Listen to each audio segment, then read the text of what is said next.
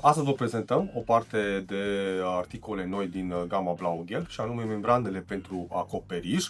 Aici avem membranele cu denumirea WindProtect UV, adică toate sunt cu protecție la ultraviolete, se pot instala pe acoperișuri și poate să stea descoperite până la 8 săptămâni.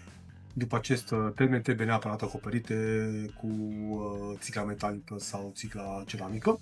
Avem mai multe categorii de membrane, cum ar fi cea de 150, 220 și 260. Aceste cifre ne indică gramajul de material pe metru pătrat. Cu cât este mai mult material, cu atâta această membrană este mult mai rezistentă mecanic, adică rezistă la întinderi, la călcări pe ea în timpul exploatării acoperișului. Rezistă la o temperatură de la minus 40 până la 100 de grade plus.